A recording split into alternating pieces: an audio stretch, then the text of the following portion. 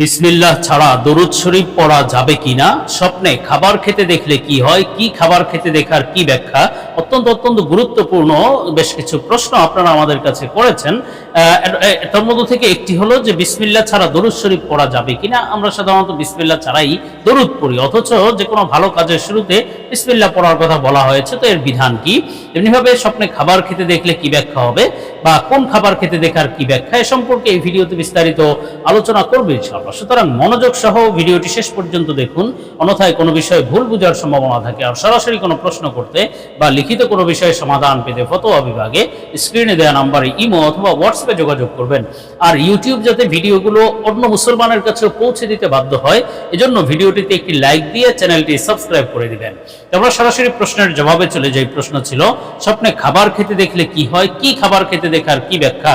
দেখুন, স্বপ্নে খাবার খেতে দেখার ব্যাখ্যা সম্পর্কে আমরা মৌখিক মনে করা কোনো কথা নয়, বরং নির্ভরযোগ্য স্বপ্নের ব্যাখ্যার কিতাব আল্লামা ইমাম মুহাম্মদ ইবনে সিরিন রহমতুল্লাহ আলাইহির তাবিরুর রুইয়া কিতাব থেকে আলোচনা করছি। হযরত ইবনে সিরিন রহমতুল্লাহ আলাইহি বলেন, স্বপ্নে যদি কোনো ব্যক্তি খাবার খেতে দেখে, বিশেষভাবে মিষ্টি জাতীয় খাবার বা শরবত অথবা ফিরনি, হালুয়া, এই ধরনের খাবার খেতে দেখার ব্যাখ্যা হলো আপনার জন্য অর্থ সম্পদ লাভের আলামত, সৌভাগ্যের আলামত, ভালো কিছু ঘটবে, বিশেষভাবে আপনি প্রচুর অর্থ সম্পদ লাভ করতে পারবেন ইনশাআল্লাহ। আর স্বপ্নে যদি কোনো ব্যক্তি সুঘ্রাণযুক্ত খাবার খেতে দেখে, অর্থাৎ এমন খাবার খাচ্ছে সুগন্ধি বেরোচ্ছে, হতে পারে সেটি পোলাও, বিরিয়ানি অথবা যে কোনো সুগন্ধিযুক্ত খাবার খেতে দেখার ব্যাখ্যা হলো আপনার জন্য এটি ভালো আলামত, ভালো কিছু ঘটবে এবং খুশির লক্ষণ, আপনার জীবনে খুশির বার্তা আসবে, সৌভাগ্যের বার্তা আসবে ইনশাআল্লাহ। তবে যদি এর বিপরীত বিষাক্ত তিক্ত খাবার দেখে, দুর্গন্ধযুক্ত খাবার খেতে দেখে, তাহলে বুঝতে হবে এটি আপনার জন্য সতর্ক বার্তা, দুঃখ কষ্ট জীবনে আসতে পারে এবং ভীতিগ্রস্ত হওয়ার আলামত, আপনি হয়তো অসুস্থ হয়ে যাবেন, সতর্ক করা হচ্ছে। আর বিশেষভাবে কোনো মিষ্টি জাতীয় খাবার খেতে দেখার ব্যাখ্যার নির্ধারিত একটি ব্যাখ্যা হলো আপনার বিলাসী জীবনযাপনের আলামত বা খুশির বার্তা আসার আলামত, আপনি খুব সুন্দরভাবে শান্তিময় জীবনযাপন করতে পারবেন ইনশাআল্লাহ। আর স্বপ্নে যদি কোনো ব্যক্তি টাকার বিনিময়ে, টাকা দিয়ে বিনিময়ে খাবার ক্রয় করতে দেখে অথবা স্বর্ণরূপার বিনিময়ে খাবার ক্রয় করতে দেখে, এমন স্বপ্ন দেখলে আর্থিক ক্ষতি হওয়ার সম্ভাবনা। কিন্তু যদি আপনি দেখেন যে দোকানে গিয়ে খাবার ক্রয় করেছেন, কিন্তু কিসের বিনিময়ে ক্রয় করেছেন এটা দেখেননি, দোকান থেকে ক্রয় করে খাবার নিয়ে এসেছেন, অথবা কেউ আপনাকে খাবার দিয়েছে, অথবা কেউ আপনি কোথাও থেকে খাবার পেয়েছেন, এই ধরনের স্বপ্ন দেখলে যেমন খাবার আপনি পেয়েছেন বা কিনেছেন ওই ধরনের ব্যাখ্যা হবে। যদি আপনি ভালো মানের খাবার ক্রয় করতে দেখেন, তাহলে ভালো ব্যাখ্যা, অর্থ সম্পদ লাভ বা খুশির বার্তা, ভালো কিছু ঘটার আলামত। কিন্তু যদি কেউ দুর্গন্ধযুক্ত খাবার ক্রয় করতে দেখে অথবা নষ্ট খাবার অথবা বিষাক্ত তিক্ত খাবার, এমন খাবার পেতে দেখলে, নিতে দেখলে বা কিনতে দেখলে, তাহলে এটি সতর্ক বার্তা, খারাপ কিছু ঘটার আলামত। আর স্বপ্নে যদি কোনো ব্যক্তি দেখে যে ঘরের সব খাবার খেয়ে ফেলেছে, এমন স্বপ্ন দেখলে তাহলে বুঝতে হবে যে আপনার জীবনে সুখ শান্তি আসবে, সুখে আনন্দে ভরে যাবে জীবনে ইনশাআল্লাহ। আর স্বপ্নে যদি কেউ দেখে যে এত বেশি খাবার খেয়েছে যে সে নড়াচড়া করতে পারছে না, উঠতে পারছে না, এমন স্বপ্ন দেখলে বুঝতে হবে এটি মৃত্যুর আলামত, আপনার মৃত্যু নিকটবর্তী, সতর্ক করা হচ্ছে।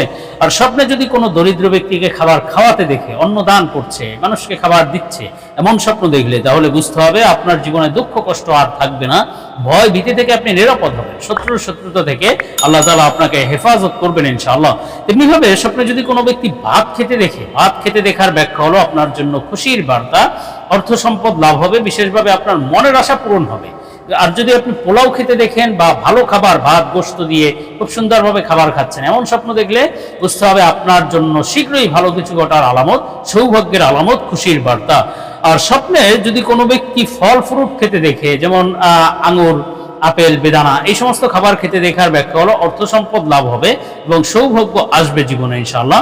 কিন্তু যদি টক আঙুর অথবা টক আনার এই ধরনের খাবার খেতে দেখা আবার অর্থ সম্পদ নষ্ট হওয়ার আলামত। তো আমরা পরবর্তী প্রশ্নের জবাবে চলে যাই। প্রশ্ন ছিল, বিসমিল্লাহ ছাড়া দরুদ শরীফ পড়া যাবে কিনা। দেখুন, আসলে যে কোনো কাজের শুরুতে বিসমিল্লাহ পড়ার ব্যাপারে হাদিসে নির্দেশ রয়েছে। কুল্লু শাইইন যী বালিন লাম ইউবদা বিসমিল্লাহি ফাহুয়া আকতাউ আবতারু, এই ধরনের বর্ণনা রয়েছে। যে কোনো ভালো কাজের শুরুতে বিসমিল্লাহ না পড়লে সেই ভালো কাজগুলো অসম্পূর্ণ থাকে বা সেটি লেজ কাটা, মোট কথা অসম্পূর্ণ বা বেবরকতির কথা বলা হয়েছে। কিন্তু এই যে বিসমিল্লাহ আমরা পড়বো, এই বিসমিল্লাহ পড়ার ব্যাপারে দিক নির্দেশনা হাদিসে যেই সমস্ত জায়গায় বিসমিল্লাহ পড়ার কথা আছে, সেই সমস্ত জায়গায় আমরা বিসমিল্লাহ পড়বো। যে কোনো ভালো কাজের শুরুতেই বিসমিল্লাহ পড়বো। তো সেই ক্ষেত্রে কেউ যদি দুরূদ শরীফ পড়ার আগে একবার বিসমিল্লাহ পড়ে নেয়, সেক্ষেত্রে গুনাহ হবে না, কিন্তু এটাকে কেউ সুন্নাহ মনে করা যাবে না যে এটা সুন্নত, দুরূদ শরীফ পড়ার আগে বিসমিল্লাহ পড়তে হবে, জরুরি আবশ্যক এমন মনে করা যাবে না। কেননা রাসূল সাল্লাল্লাহু আলাইহি ওয়াসাল্লাম থেকে বিসমিল্লাহর আগে নির্ধারিতভাবে বিসমিল্লাহর আগে এই যে দুরূদ শরীফের আগে বিসমিল্লাহ পড়ার বর্ণনা নেই, যে বিসমিল্লাহ পড়তেই হবে এমন কোনো নির্দেশনা নেই।